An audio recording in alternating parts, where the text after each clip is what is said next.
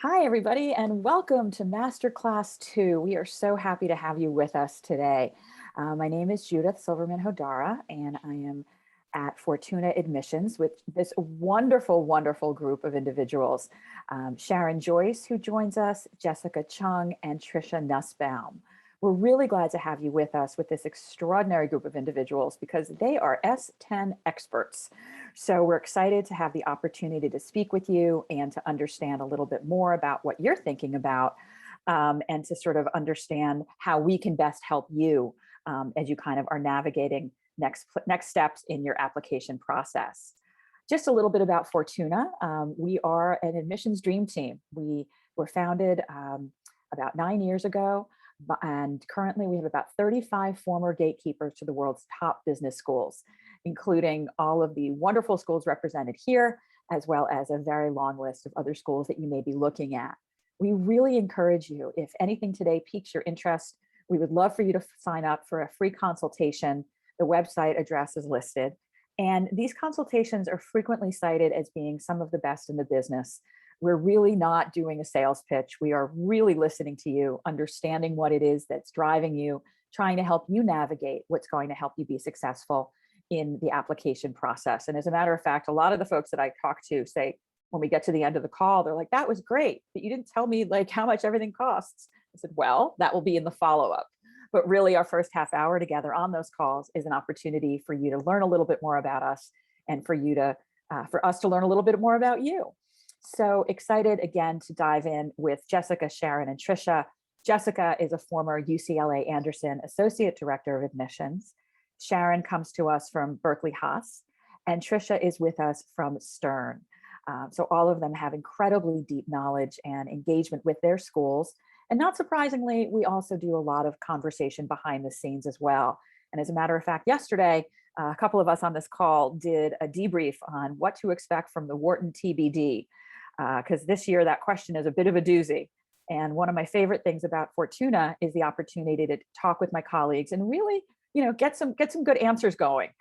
So I feel much more, I'm from Wharton, but I felt like I was getting terrific advice from my colleagues. So we're going to start with a number of important discussion topics today. And I'm going to just, very open-ended question. Sharon, can you talk about what the S10 schools are looking for in a general sense? Sure. Thanks, Judith.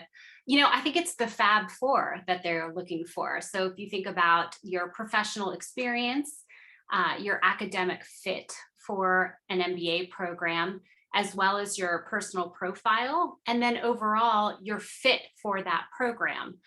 In terms of your professional background, most of the schools within the S10, on average, the incoming class, they have about 5 years of work experience. When we read files, we're looking for seeing if you have had an upward trajectory within your career, promotions, the opportunity perhaps to formally or informally supervise others, mentoring others, having some really cool projects that you've worked on where you've able to have some leadership impact. And so that's part of the professional piece that we would be evaluating. And then secondly, we're going to look at your academics. And so that is measured in two ways, looking at your standardized test scores. And so schools look at GMAT scores, GRE scores. There really isn't a preference now toward one or the other. They are both looked at, equally, depending on what you decide to sit for and submit. And then also looking at your academic record from your undergraduate degree.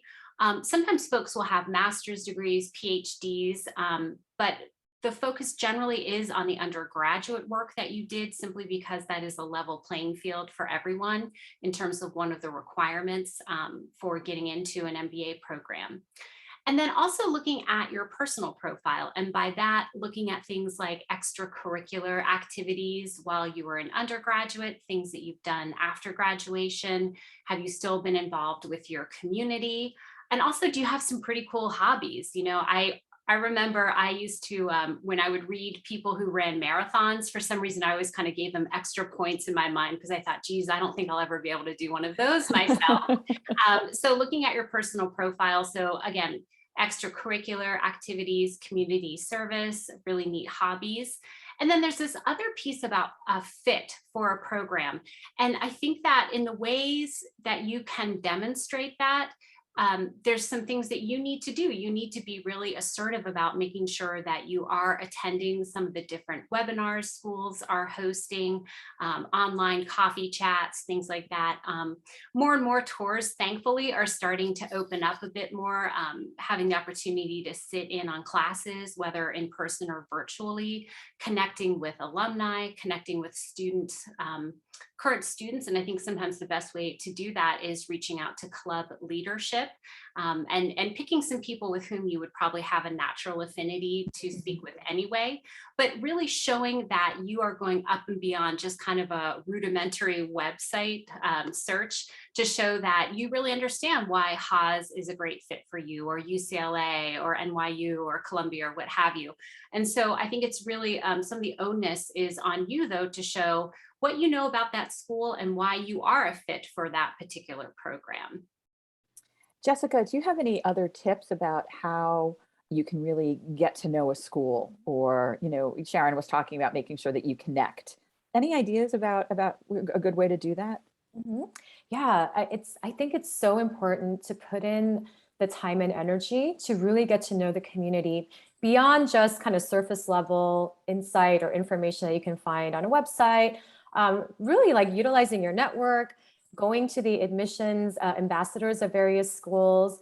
And one of my personal favorite things to do is to be really strategic in who you speak with, because you can get, I know that, there's a lot of time and energy invested into, doing the research of getting to know each school individually. So you want to try to get as much different perspectives and insight as you can. What I like to do is kind of think about some of the different potential clubs and organizations that you might like to join, and see if you can do some outreach to those specific officers or club members. If there's a common denominator of an interest that you have, whether maybe career aligned or background or some kind of personal activity, or anything that you have something in common with, I feel like that makes the conversation a little bit easier just to kind of get going. And also you're really finding out some really great insight and information about particulars of career of recruiting or being involved on campus or professional development or academics or whatnot. So that's something I think is really important. And all of those anecdotes and stories that you get from that outreach, you can find ways to integrate that into your narrative and really help it to feel much more authentic and genuine in your interest and enthusiasm for being a part of that school. So Trisha, I hear you, I see you nodding. Is this something that resonates with you as well? Definitely. I couldn't say it better myself. I think that one of the great things about being in round 2 is that the school has started their new year. There's a fresh set of students who are willing to talk to you and engage with you, and it's a great opportunity. And also, if you can't necessarily go in for a tour, maybe you're not local, or maybe there are certain circumstances that may be affecting you. In the past year or so, a lot of the schools have become more online, and the resources that they provide to you in that allow you to connect with them. There are podcasts, there are videos, there are virtual tours. So I'd really encourage the next round of applicants to take a look and see what new resources they have and really take advantage of them. And so I think, it's definitely been a funny, crazy time with COVID, and certainly all the schools are opening up and allowing more and more students to visit. Trisha, since NYU is in New York City, do you find that that's like one of understanding the city itself is one of the things that NYU is looking for? Absolutely. I think NYU really does focus in its application as a whole on your desire to be in the city and surrounded by all of these amazing resources that New York City has to offer that NYU can connect you to. I think their proponent for why you would maybe go into finance is it's right by Wall Street. It's really easy to connect to those companies that you may be targeting, and they have really great resources for that. At the same time, it's community building. You can go and explore all of the amazing things in the city with your peers, and they really look at that EQ in bonding with your peers in the variety of different ways that both NYU offers and New York City offers. So it's definitely a big aspect of their application. It's not the only aspect, of course, but it is a great way to even just get started in your research. Is why do you want to be in New York City if you're applying to NYU? And I think that that's an important, location is certainly an important part of any admissions, application decisions that you're making. So certainly for any of the schools that you're considering, for schools that may or may not be located in urban centers, also something to consider. I did forget to mention that if you have questions, please post them in the Q&A box. We will be seeing them throughout the duration of the conversation today, and happy to jump in and answer them if you do have things that are on your mind. Jessica, big question right now. What is the difference between round one and round two? We frequently hear the myth that, the only time to apply is in round one. That's when your chances are best. Mm-hmm. Can you share with us some insights about, while you were at Anderson and your understanding now about how that works? Yeah, absolutely. And I think there are misconceptions out there that if you don't apply early, then your chances for admission or, are going to be much less if you apply later. So that is absolutely not true. Really, ultimately, between rounds 1 and 2, my experience has been that there isn't a huge significant difference as far as acceptance rates or the level of competition. There is a difference of volume of applications that come in from a lot of schools. Round 2 tends to be much higher in volume versus round 1. And at the same time, the admissions committees of various schools understand through historical trends that that's typically been the case over the years. So they're going to adjust their admissions acceptance numbers kind of based on their historical data of how many applicants tend to apply in which rounds. I would say really ultimately there's no real benefit in applying early if it's at the sacrifice of a stronger application. So I guess to kind of reiterate that, it's don't apply early if you're cutting corners on the quality of your application just to get it in early. It's really not going to be helpful, and ultimately I think it's more detrimental than anything. So really the best strategy of applying when you're thinking about whether I should apply in round 1 versus round 2 is really to think deeply about when you're going to be ready to submit your application. So if that means you need a few more months to take the GMAT or GRE again, or to study for your tests, if you need time to gather your recommenders and be thoughtful and intentional about who you want to submit those letters for you, to really hone in on and do a deep dive and about your future career goals and how an MBA fits in, doing the research like Trisha mentioned about, really getting a deep understanding of the various schools and really what is the best place for you to be as you're crafting your school list.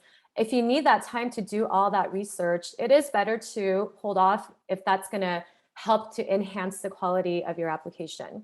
Now, there are some benefits, of course, to applying early, that's for sure. So, some advantages for applying in round 1 is you get more time to make decisions. You're going to get your decisions on your schools in December. So that gives you some time if you wanted to retool, schools that you want to apply in round 2 based on the feedback or the trajectory your round 1 applications are going. Then you have some time to be able to, add some additional schools onto your list.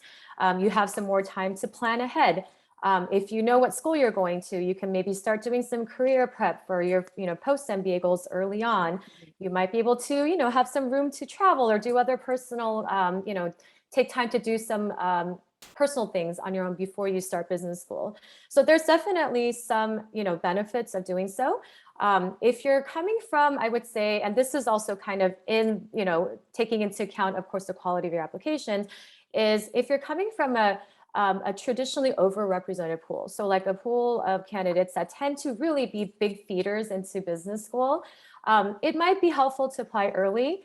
But I would say, I would caveat that with also then you have to start your research earlier and start doing the prep work earlier as well, because again, there is that balance of quality versus early submission. But if you kind of know, if you know you're coming from that pool, then I think start thinking ahead early on and plan and see if you can try to set a timeline for applying in round 1 and start doing your research and start doing all the prep work early on.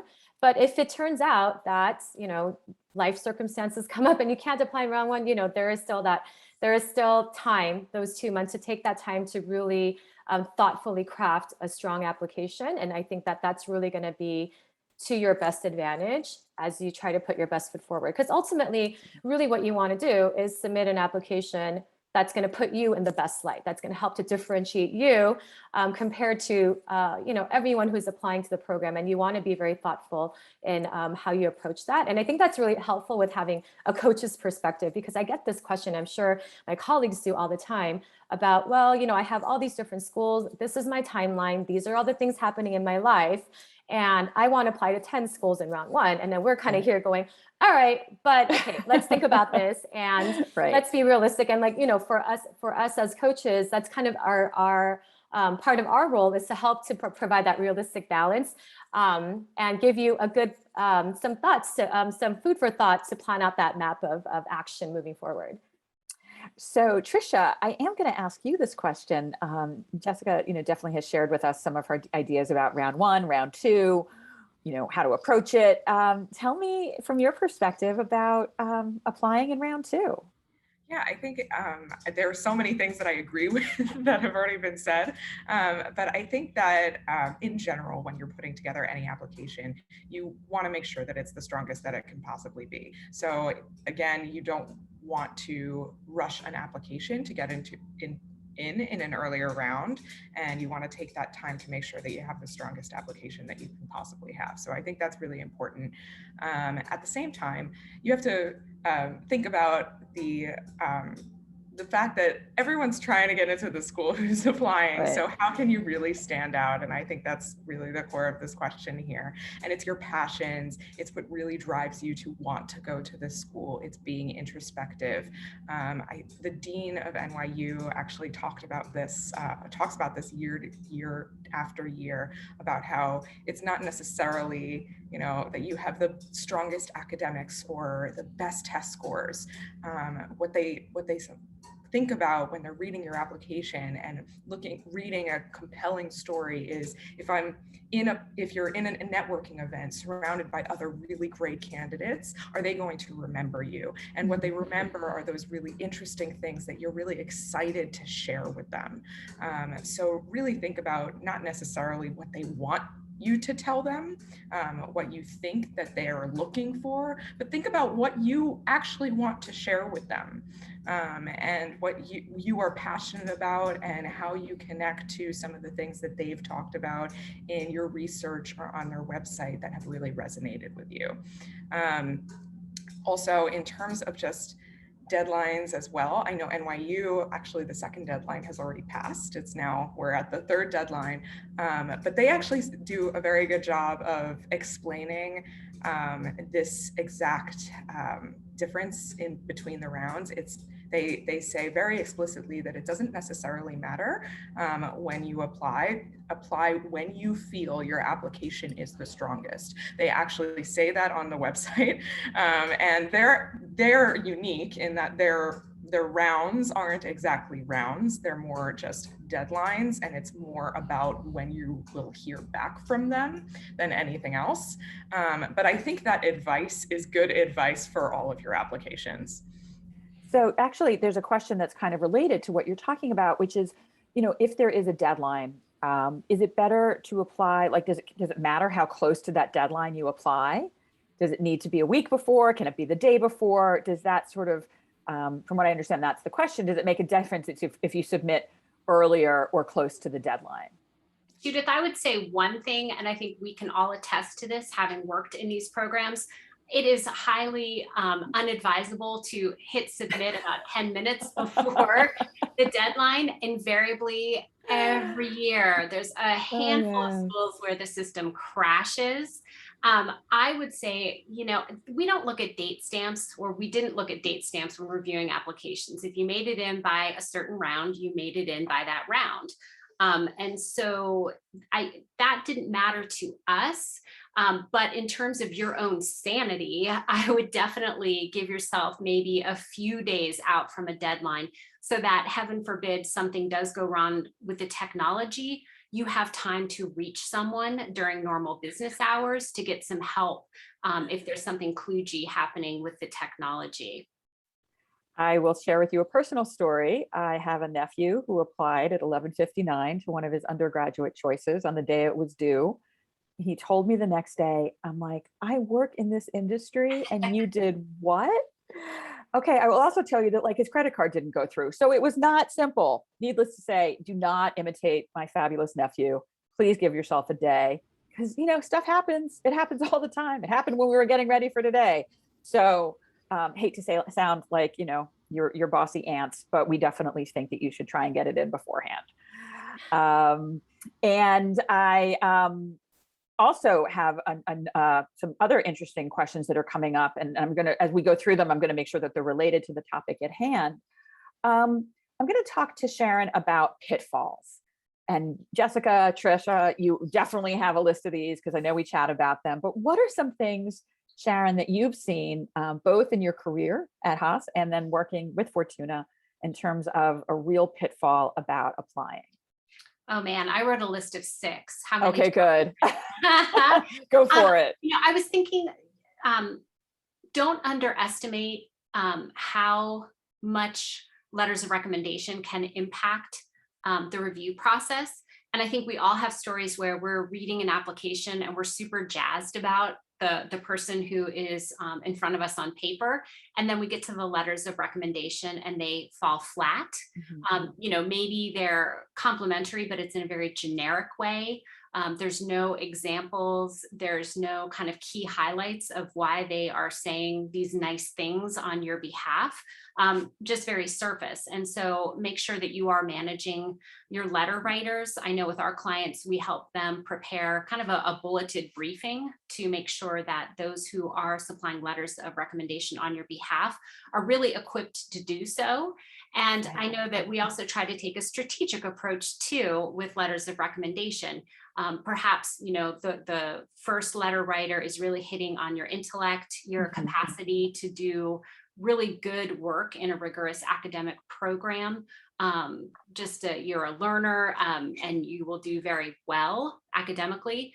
But I think it's also great to have someone else talk about your emotional intelligence, talk about your ability to work well on teams, talk about your openness to diverse perspectives.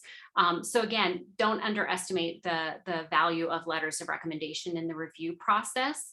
And similarly, don't underestimate the qualitative factors that go into the review process as well. I think we all probably have stories of people who had, you know, 780s on the GMAT and 4.0s who ultimately didn't get in though, because they were just all academics. Schools are really looking for students who are going to come in and make a difference to their classmates, into the program itself, and then go out in the world and do really great things as well. And so it's important to also demonstrate that you do have extracurricular interests, that you do have community involvement, that you do have these interesting hobbies. So I think don't underestimate those two pieces. Jessica, I think, touched on this. Don't write your essays, though, in a way that you think is going to appeal to an admissions committee, too. That tends to just come across very insincere. We really, you know, a lot of the prompts are written in such a way that the schools really want to know what makes you tick outside of what they're already going to glean through looking at your academic records, you know, through looking through your resume and things like that. So in some cases, I know, you know, writing essays is not, you know, something that you think is, you know, naturally fun, but as much as you can have fun with some of the questions, and some of them have some really interesting prompts, you know, definitely have fun with it. You know, we oftentimes will encourage our candidates, our clients, to take some of those essay prompts out to their next dinner party and throw it around as fodder for conversation. I love that. I love that idea. And then I think just a couple other real quick ones. We've already talked about this, but not doing enough research on a program to show that you really are well educated in terms of why this program is a good fit for your career goals and what you want to do. And I think also just some silly things like, you've got all of these great things that you have put forward. You've put a lot of effort, energy, time into your application, but then you don't think about other things that schools will be looking at, like your LinkedIn profile, making sure your social media is locked down, things like that. And then finally, and Jessica talked about this as well. Judith, I know you said at the beginning, this is not a sales pitch, but I do think it's really important to at least seek feedback and help from someone who has gone through this process, someone who has sat on an admissions committee. We have a different lens in which we are viewing applications to give feedback. And I know that we have lots of clients who have applied in previous cycles who were not successful. And sometimes I think they feel like they were kicking themselves because they thought, had I worked with a coach, I probably would not be going through this reapplication process right now. So I think in terms of having people who can give you really clear directives and really honest feedback on the essays you're putting together, helping you think through strategy for letters of recommendation, repositioning your resume. I think all of those pieces, it really is useful to have someone who has a professional lens to help look at those materials with you. Trisha, how about you? Pitfalls that you think that students that you've worked with have fallen into, and hopefully you have helped them avoid. I have a couple written down as well, and I hope I'm not overlapping too much, but the first is actually repeating yourself in your essays. So if you have an opportunity to write multiple essays, 3 or 4, 4 is like Darden, you have 4 opportunities and they give you a lot of flexibility in which questions you want to choose. View each essay as an opportunity to share something else. I've seen candidates who are really passionate about one thing and they just want to keep talking about it, but they really want to get an introduction to you and all of the different aspects about you. So what you can still have the opportunity to talk about that thing, but make sure that you're not selling yourself short in your well-roundedness. So think about each question, and also when you're thinking about that maybe one great story that you have that you really want to share, make sure that it fits with the question, especially if you have options of essays. Think about each question, what really works in answering that question. The next one that I have here is the optional essay. Don't be afraid to address weaknesses, yes. And I think it can be sort of sometimes a bit of a misconception that by addressing the weaknesses, you're drawing more focus to them. But in fact, it actually gives you an opportunity to frame them.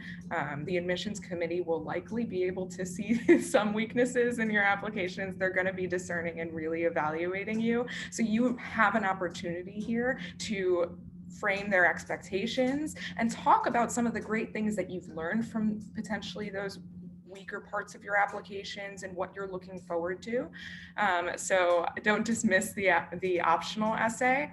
And my third one here is, don't be afraid to speak to the admissions committee. If you have questions or you just want to make sure that you are reading something correctly, whether you're getting consulting advice from a coach or not, you can use the application process as an opportunity to build a relationship with the school.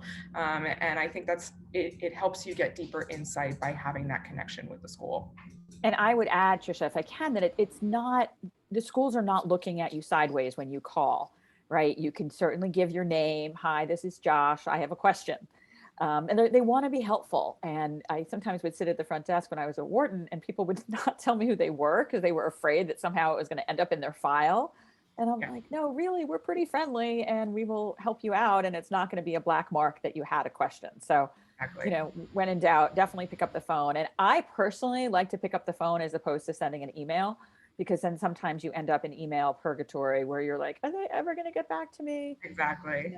So something to think about. Jessica, some things, some tips. I know that Sharon and Trisha have given us some great ones. Anything else that you'd like to add? I think Sharon and Trisha kind of nailed all the ones that I had, but I guess just to piggyback on a couple is really, I think what it comes down to it is to not be one-dimensional. And I think that's really taking into account all parts of your application, like and being really thoughtful in how you present yourself. So that can apply to your letters of recommendation, like Sharon was saying, about really bringing in a multifaceted perspective from an outside party about you and your candidacy. On the applicant's end, being thoughtful about how you present yourself in your essays. I think what I've seen in the past were candidates where on paper, like on their balance sheet, I guess on their resume, they look really strong. And then when I read the essays or when I kind of look at other parts of the application, I can't feel that connection. It's really hard to get a good, authentic, real understanding of whether I think this candidate will have that fit, right? Be the right fit with Anderson or with Stern or with whatnot. And I think sometimes candidates tend to be a little too academic in their writing, which kind of means that it's just lacking personality. So I would say don't be afraid to express, have a tone, have a point of view, maybe be even a little vulnerable, like to show some like the human side of you and really show that self-awareness of these are some of my weak points. Like Trisha said, really acknowledging them, but framing them in a sense of how I can do better or how I want to do better and how this is going to be a part of my growth journey. And I feel like those are the applications and the candidates that drew me into their, drew me in. I really wanted to get to know them more versus those that are just, they seem perfect on paper. And I'm not really sure and understanding why you want to go to business school. Like so I think that's just something to consider as you're crafting your applications and kind of thinking about where to take them. And that's why I like, looking at the S10 and some of the questions that are being asked. Fuqua says 25 things you don't know about me. To me, that's a perfect way to express, I am a failed pianist and this is what I learned from it. Or, in addition to all the fun and zany things that you want to share, but, that vulnerability can really help an admissions person to get to know you. And, as you said, and I think this is so important, you don't want to apply as a perfect candidate. It's really, because then you wouldn't need to go to business school. You could learn everything you needed to know. You wouldn't need the community. You wouldn't need the classes. You wouldn't need that growth. So allowing yourself to say, hey, yeah, I'm building this foundation, but here's some stuff that I really got to work on. That's why I want to go to Johnson Cornell, or that's why I'm really attracted to Darden. So, from my perspective, just to, highlight that again, Jessica, I think showing that vulnerability and that understanding that there are things that you want to continue to develop are really important. And Jessica, I'm actually going to throw the ball back to you again. Just, can you give us maybe a couple of tips on the written application, including sort of the actual forms and things like that. So things that you kind of, tell your students to look out for. You mean on the actual application? The nuts and bolts application. Honestly, I think a lot of it is just being having attention to detail, because I always say everything you present is a data point, whether it's intentional or not. And sometimes you can spend so much time immersed in creating your narrative and really presenting yourself, in the best light, and which is which you should absolutely be doing. And then you're so fatigued, or you're just like at that point where then you kind of put off things like making sure that you don't have typos in your online data form, or you uploaded your resume, but it was a draft and you didn't go back and check what you uploaded was the final version. Or you put the name of the wrong school, which you would think doesn't happen very often, but does more so than most people would think. So just, dotting your I's, crossing your T's, I would say it would be helpful just to take that space to make sure everything is just, when you submit, that it's done with, as precisely as possible. And also knowing that they're just giving yourself enough time, I think, to put together all the logistics of getting like copies of your transcript, or following up with your recommenders to make sure they're getting the recommendations in on time. So all of the little like administrative and logistical parts of the application sometimes tend to get downplayed. And I always try to remind my clients, like, hey, just make sure you build in enough time, or we're building in enough time to make sure you have time to go through and actually fill out your form. You're not rushing this. And then you're not at that point, like where Sharon said, it's 11:59 p.m. or Judith said, and you're thinking, oh my gosh, I still have to finish filling out the form. And you're panicking. You don't like nobody wants to have undue stress throughout any part of this. And that's one level of stress that you can definitely manage just with a little more planning. Trisha, again, you're nodding, so I have the feeling you're on board with a lot of this, but other kinds of things that you like to see on the written application. Yeah, I mean, I feel like I agree so much with what has been said. My number one thing is give yourself enough time. Really, truly give yourself enough time. I actually like to recommend to my clients that they, if possible, if they can download a proof, print out the proof. Make sure that everything looks and reads the way that you expect it to. I've had clients panicking, hey, this sentence got cut off. I don't know if the box is big enough. And if you give yourself enough time and you do that exercise, then it's just a quick call to admissions just to make sure, and make sure that they're seeing everything that you intended to put in a certain box, and really being organized. Again, it's similar to almost writing an essay where you have another opportunity to share things about yourself. So you can highlight different things, your extracurriculars that you may not have talked about already, certifications that you have. And even responsibilities at work that might not have come across, you know, in those 50 characters, you can actually say quite a bit. So I actually tell people you want those to be in harmony with what you're putting on your resume. But it doesn't happen so quickly. Like there is some kind of iteration and reiteration and wordsmithing that goes on. Yes, and the last thing I will say about the written applications, if you're applying to multiple schools, I'm sure you'll start to feel like you're filling out all the same information all the time. But sometimes there are subtle differences in the way that they ask certain questions, maybe the way that they want things formatted, like the list of extracurriculars. So just make sure that you're not just copying and pasting, and you're taking a look and making sure that you're giving them exactly the format that they're asking for. I had a candidate yesterday ask me something about the Columbia application, and she said, well, it says movie, book, or song. Yeah. And she's like, can I talk about an online game? I'm like, so that's not what they're asking. Like, don't deviate. Like, I know you kind of want to, because that's your thing, but like, nope. You know, you don't want to be that kind of odd person out. And I think that you really do want to make sure that you're following kind of, you know, what they laid out. Because even if you don't like their questions, they are definitely questions that have been thought about and discussed and iterated, right? So these are, you know, these questions are really created by a group of individuals that know that know specific things that they're looking to attain from that information.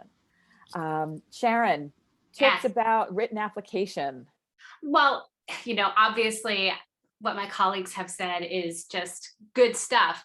I find, you know, somehow I end up working with a lot of engineers.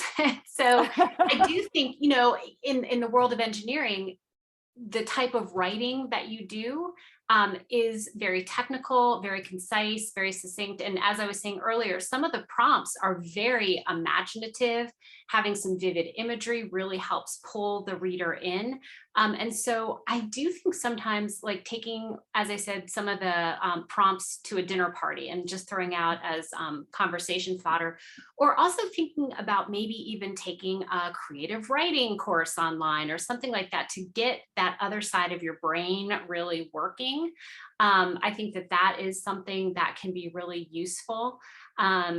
And then in terms of the written application, I think that we all have these stories, and I think it's important for candidates to know that on the other side of the table, on any typical day, I would read 30 applications a day, starting in October until like early May. So about 2,500 applications in a cycle, and that's probably very similar to all of you as well. Yeah. So I think just making sure that what you're putting forward really elicits some sort of response on the other side of the table, whether I, you know, chuckle about something that you wrote, or maybe even feel sometimes welling up in tears because of something that you wrote. So just think about how your written work, your essays can really connect with someone on the other side of the table, knowing that sometimes in that stack of 30 applications, I know that I'm only going to maybe be able to put 4 people forward to be invited to interview. So it's really, it's a tough job being on the other side of the table because there's so many wonderful applicants, but the schools are really, again, looking so much beyond just GMAT scores and GPAs. And I think that that's true. I used to say, if it's something, I mean, and when I was, again at Wharton, we were similarly reading those amounts. It felt like 7 days a week. And, at the end of the day, sometimes I would say to my spouse, like, I would just, this is what I read today, like a story that I read, or this is what I learned, or did you know? And those to me were the real people that really stuck in my brain. I may or may not, whatever, the GPA and the GMAT was sort of less relevant, for better or for worse, was less relevant to me. But I did remember those very, very, personal stories that and Jessica was talking earlier about vulnerability that people were willing to share with one another. And so any final words of advice, Trisha, for nailing it in round 2? I feel like I am learning so much too. It's so exciting to be in here and seeing my colleagues. I guess the final words of advice, aside from everything that we've said, I always want to fall back on be yourself, but I really do mean it.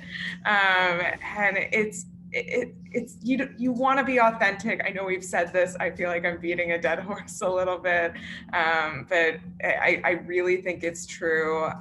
They want to see personality, just as Jessica said, and they want to know that you're authentic and you're thoughtful about your responses and you're sharing who you are and sometimes even being vulnerable. So don't be afraid. It's hard to put yourself out there and you can do it. I like that. These are great. Again, I'm learning a lot. I love being on this conversation with you guys. Jessica, final words for nailing it in round 2. Yeah, I know. I feel like a lot of our advice kind of got woven into some of our other discussion. So, but I think, like kind of like Trisha said, I think that authenticity is so important because, I mean, when Sharon, you mentioned reading 3 or 30 files a day, I totally had a flashback of when I remember going through that, being immersed. And then, at some point when you start dreaming about reading applications while you're sleeping, usually around round 3, when you're hitting that wall, is when you're like, wow, I'm ready for this admission cycle to end.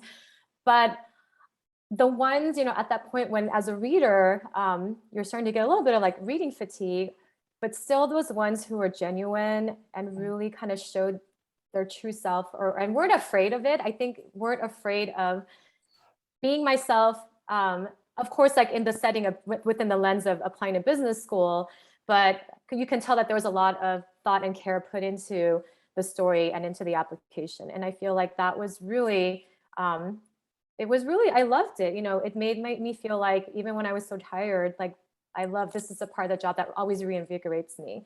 And I love hearing people's stories.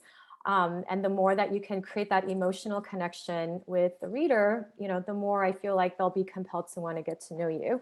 On a practical note, I would say, stay organized because it's so easy if you're researching like 50 schools or, whatever. It's for every school at some point to start sounding the same. And the conversations you have with 20 different individuals, you can't remember who you talked to from what school.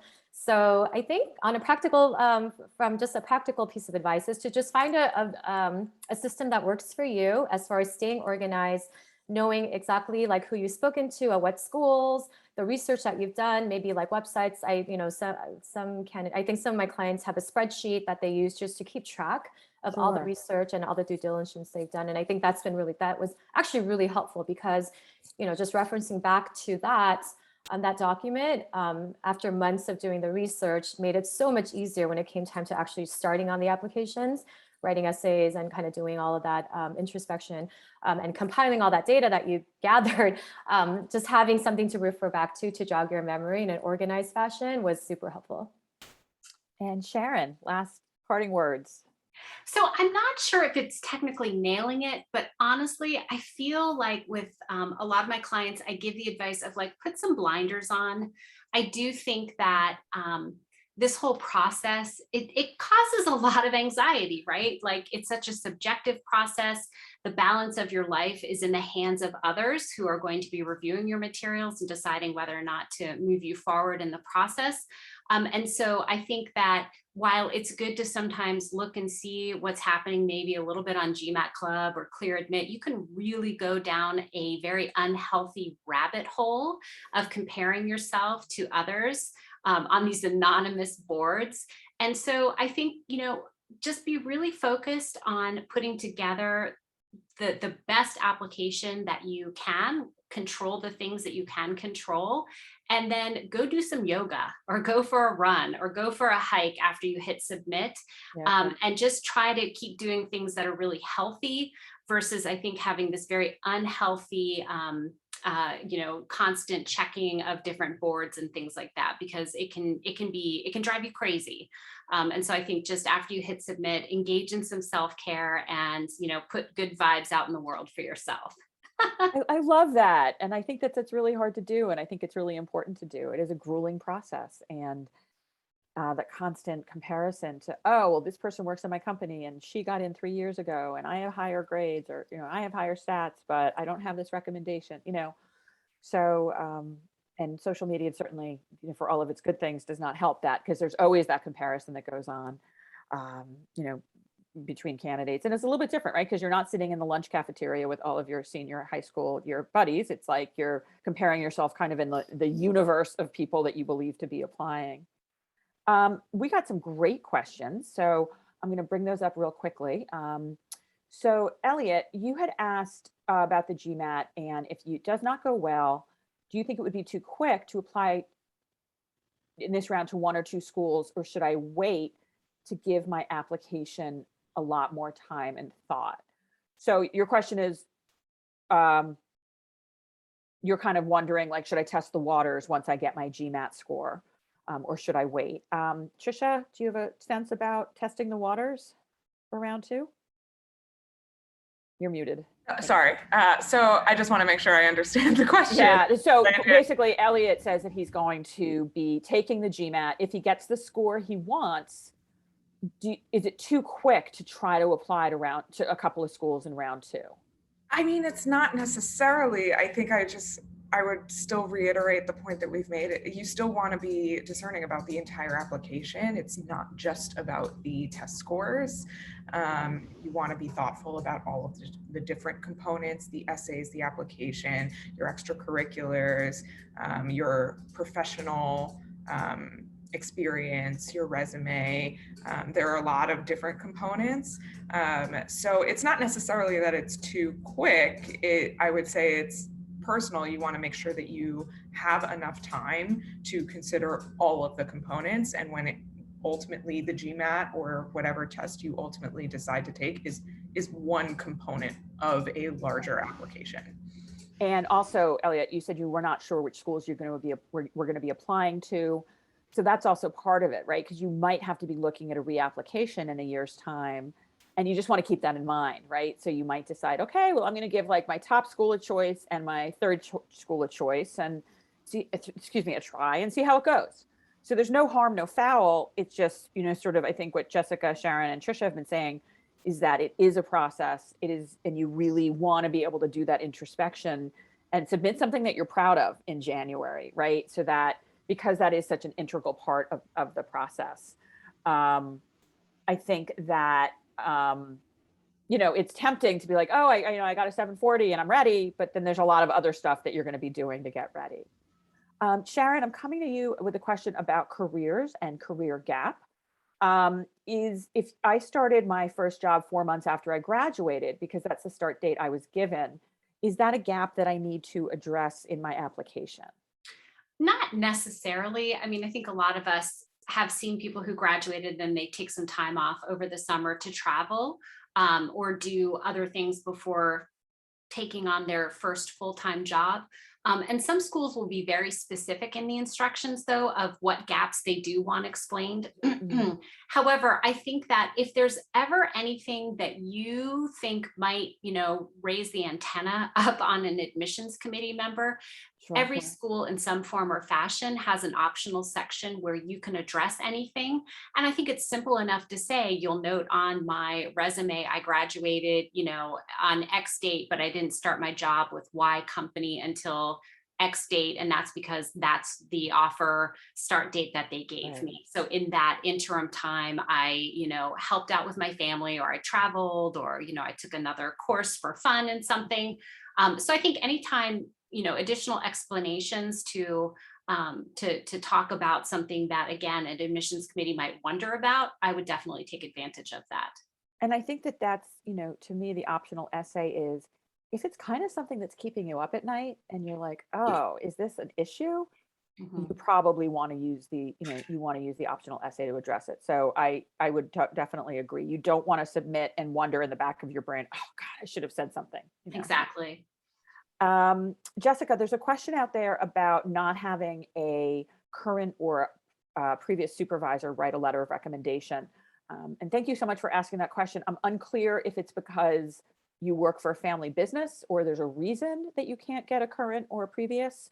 But Jessica, what's your feeling on that? Yeah. I think in general, the admissions teams are pretty understanding if you can't provide a rec from a current or previous supervisor. But I would go back to, what my colleagues were saying about utilizing the optional essay. I think that's a great place to provide a little bit of context as to why you think these other individuals are, just as qualified and have all the insight to be able to share, why you're a great candidate for a business school and for their particular school. So I think schools tend to prefer someone, or they ask initially for a current or previous supervisor, because they tend to have the most, insight on seeing you from that perspective of your growth, your challenges, your, the impact that you've made in your company or within your team, like the content that they really want to gain and glean from the recommendation. Usually someone who's been in that capacity has a lot of just that knowledge and that relationship to share.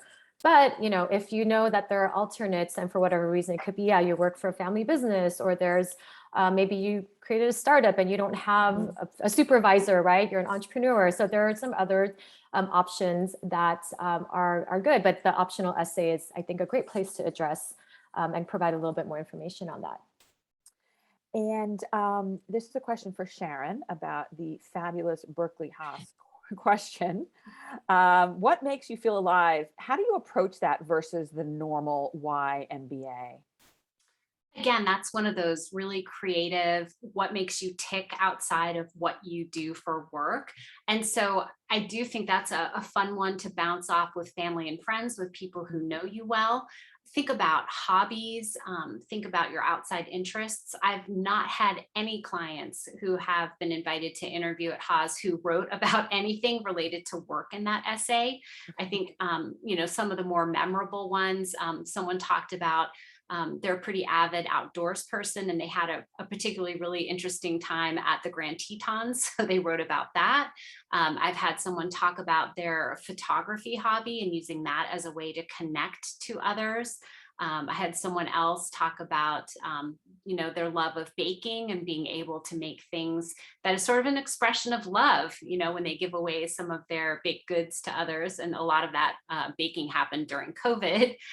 So I just think, that question is really like, how are you your own little unique unicorn that Haas is looking for in terms of having something that's kind of neat that you're going to bring into the class that will differentiate you a little bit from others in the pool? I love that question. I really do. It's a fun one. I love the questions that are a little bit off the beaten path. Trisha, we have a consultant who's asked, would the admissions committee question having two current supervisors for your recommenders? I work in consulting, so I'm not surprisingly working on two projects at the same time. I think not necessarily. I think similar to what Jessica said about framing your supervisor. If you have two supervisors, think about who you are closer with, who may know you better in terms of choosing which one. I don't think they would. I think it's the question is, can I have two of my current supervisors? Okay. I'm sorry. Yes. Like, can I ask two people? Because it seems like this applicant is working for two people at the same time. Got it. Got it. So can you submit more than one recommendation for your current supervisor? Exactly. So like Mary and Todd, you know, same at the same time are supervising as applicant. She's doing 2 different projects. So I mean, sure. If you believe you have a strong relationship with both, I would have a minimum of one. Also look at the different application requirements. Some schools have different requirements. For NYU specifically. They kind of give you a free pass for your second one. It really be anyone, barring family members. right. It's just who knows you really well. So if you have 2 strong supervisors and you're working with both of them at the same time, they're not going to look at, oh, this is the supervisor recommendation and this is the non-supervisor recommendation. They're going to look at them as 2 recommendations for you as an applicant. Okay. I think, and also obviously this question to me also means like they should not be repeating themselves about your skill set, right? So you want to make sure that one of them is talking about things, you know, certain kinds of skills you have and the other. So you want to be really judicious in how you're advising them. Exactly. And yeah, go ahead. And usually when I'm working with clients who are, for example, not even just necessarily the same time they have 2 supervisors, but they're looking at recommenders from the same organization or that they've worked with recently, I'm always encouraging them, talk to your recommenders and make sure that they have different experiences that they can draw from, because the admissions committee doesn't want to hear the same stories from 2 of your recommenders. Right. It's very true. And as tempting as it is to have them back one another up, it's a great opportunity to really share another part of your background and a part of your experience, you know, where you're currently working. I really want to thank our panelists today. I have such a good time when I get to work with you guys. It is such a joy, and being able to collaborate and speak with a terrific group of people today. We had a wonderful turnout. And so if you have any questions, don't be hesitant to reach out to us. We have a ton and a half of video resources. We're doing additional master classes. The next one's coming up on November 11th, and we hope that you will join us then. And again, just wanted to reiterate, we are available for a free consultation. It'll be fun and well worth your half hour. I can promise you that. So you can go to our website, fortunaadmissions.com, and learn how you can sign up for a free session with us. Thanks so much, Sharon, Jessica, and Trisha, and Haley behind the scenes, making sure that we're all broadcasting globally today. And have a great rest of your day, everybody. And we look forward to seeing you soon. Thanks. Thank you. Thank you.